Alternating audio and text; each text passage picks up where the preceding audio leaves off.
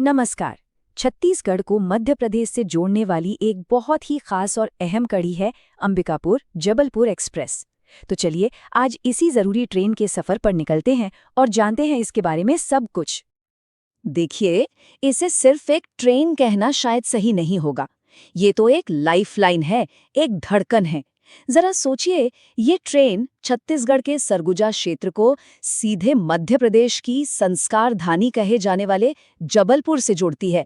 मतलब रोजाना हजारों लोगों का सफर इसी की वजह से आसान होता है।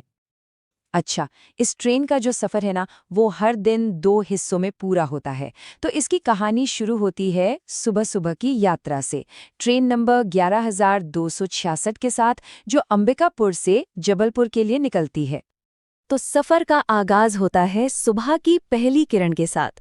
ट्रेन ठीक 6:15 पर अंबिकापुर से रवाना होती है। लगभग 9:15 बजे तक मध्य प्रदेश में एंटर कर जाती है और फिर दोपहर होते होते अपने मुसाफिरों को जबलपुर पहुंचा देती है। तो ये सफर असल में दिखता कैसा है, चलिए देखते हैं। अंबिकापुर से निकलने के बाद इसका पहला बड़ा स्टॉप आता है बैकुंठपुर रोड।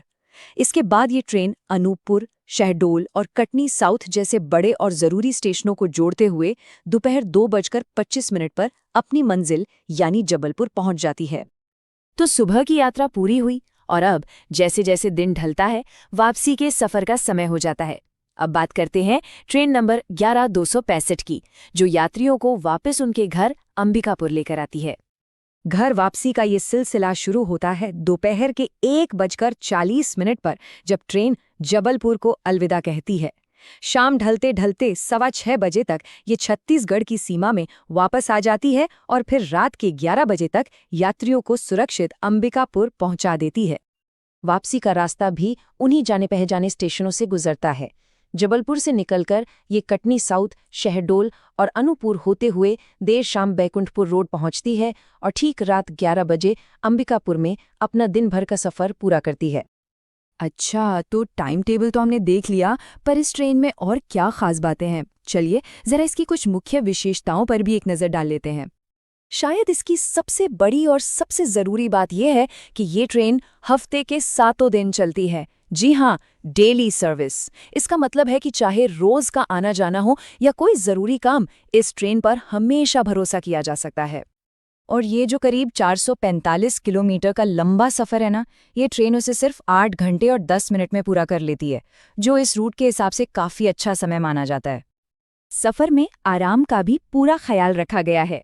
अपने बजट और ज़रूरत के हिसाब से कोच चुनने के ऑप्शन हैं। इसमें जनरल डिब्बे भी हैं, आरामदायक स्लीपर कोच भी हैं और एसी 3 टियर कोच की सुविधा भी मौजूद है। चलिए अब आते हैं एक बहुत ही ज़रूरी बात पर, एक ऐसी जानकारी जिसे नोट कर लेना बहुत ज़रूरी है, वरना सफ़र की प्लानिंग में कहीं कोई चूक ना हो जाए। खासतौर पे ये जानकारी उन लोगों के लिए है जो गोरेला पेंड्रा मरवाही क्षेत्र के आसपास रहते हैं। उनके लिए तो ये बात जानना बहुत ही ज़्यादा ज़रूरी है।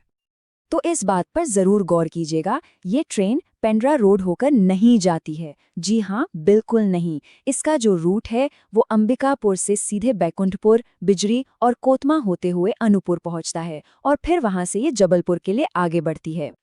तो ये थी अंबिकापुर जबलपुर एक्सप्रेस की पूरी कहानी। ये सिर्फ एक ट्रेन नहीं, बल्कि 2 राज्यों को, 2 संस्कृतियों को जोड़ने वाला एक रोज का भरोसा है। उम्मीद है ये जानकारी सफर की प्लानिंग को और भी आसान बनाएगी।